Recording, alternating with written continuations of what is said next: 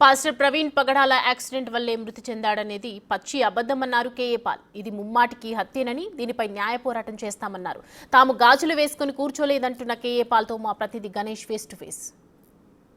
KA Paul ఇక్కడ భౌతికాయాన్ని నివాళులర్పించడం కోసం కేఏ పాల్ వస్తున్నారు. కేఏ పాల్ గారు నిన్నటి నుంచి కూడా రాజమండ్రి వెళ్లారు. అంతకుముందు కూడా ఆయన ప్రకటన చేశారు. సమగ్ర విచారణ జరగాలని డిమాండ్ చేస్తున్నారు.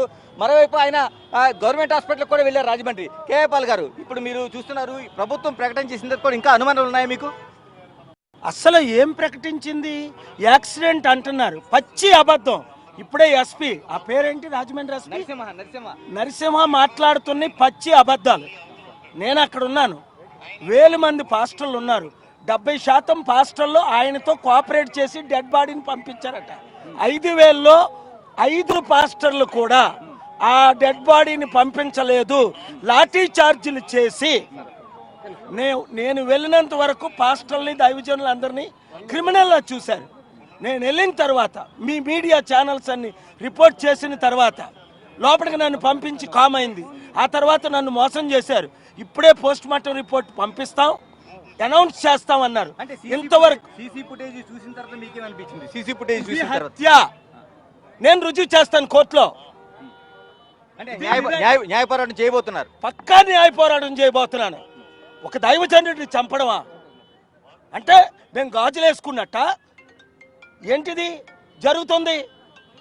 అంటే క్రైస్తవులందరినీ చంపేస్తారా? ముస్లింలందరినీ చంపేస్తారా? క్రైస్తవ సమాజం 100కి 99% హిందువులు నాతో ఉన్నారు. వీళ్ళతో ఎవరు లేరు. అంటే పోలీసులు చేసిన ప్రకటన మీరు విశ్వసించడం లేదు. అక్కడ పోలీసులతోనే నాకు గొడవ అయింది. అన్ని అబద్ధాలు చెప్పారు, నాతోనే అబద్ధాలు చెప్పారు. డాక్టర్ కలుస్తారన్నారు, పోస్ట్ మార్టం రిపోర్ట్ చేస్తామన్నారు, ప్రేయర్ చేయడానికి అక్కడ కిందకి బాడీని తీస్తామన్నారు. వారి కుటుంబ సభ్యులు, అంటే ఆత్మీయ కుటుంబ సభ్యులు బాడీని చూడడానికి కూడా నిమిషం అవకాశం ఇవ్వకుండా రౌడీగా క్రిమినల్ ట్రీట్ చేసి ఒక టెర్రరిస్ట్ చేసినట్టు ఈ పాస్టర్ గారిని ట్రీట్ చేసి, కుటుంబ సభ్యులకు అంత రక్షణ లేకుండా ఉందా? వాళ్ళకి ప్రాణభయం ఉందా? అక్కడ ఆత్మీయ కుటుంబం దైవజనులందరికీ 5000 మంది. వాళ్ళ కుటుంబ సభ్యులకి నిజంగానే అంత ప్రాణహాని ఉందా? కుటుంబం కాదు, ఆయనే టార్గెట్. ఆయన చంపేశారు, ఇంకెందుకు ప్రాణహాని? అంటే క్రైస్తవ సమాజం నిజంగానే అంత అభద్రత ఉందా? నిజంగా మీరు ఏ రూపంలో అనుకుంటున్నారు? చూస్తాం కదా, ఒక్కొక్కడు తాట తీస్తారు. దేవుడు వదులుతాడా? నేను వదులుతానా? కోర్టులు వదులుతాయా? క్రైస్తవులు వదులుతారా? హిందువులు మాకు సపోర్ట్ చేయట్లేదా? ఎవడో 1% ఉన్నారు 100కి. ఎలాంటి అనుమానాలు ఉన్నాయి? మీరు ఇంత స్పష్టంగా న్యాయ పోరాటానికి కాదు, హత్య అని రుజువు అయిపోయింది. నేను ఆ రుజువు ఎక్కడ చేయను, కోర్టులో చేస్తాను, నేనే వాదించి. అంటే 28 ఆర్డర్లు తెచ్చుకోలేదు. అంటే ఒక ప్రబోధకుడికి ఉన్న ఆయన చంపాల్సిన అవసరం ఎవరికి ఉంది అసలు?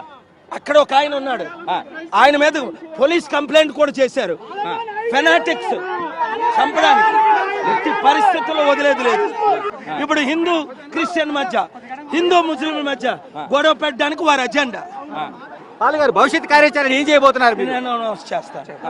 ఇప్పుడు నివాళులు అర్పించిన పొలిటికల్ ప్లాన్ ఉంటుంది, లీగల్ ప్లాన్ ముందు ఉంటుంది. ఖచ్చితంగా న్యాయ పోరాటం చేస్తాం.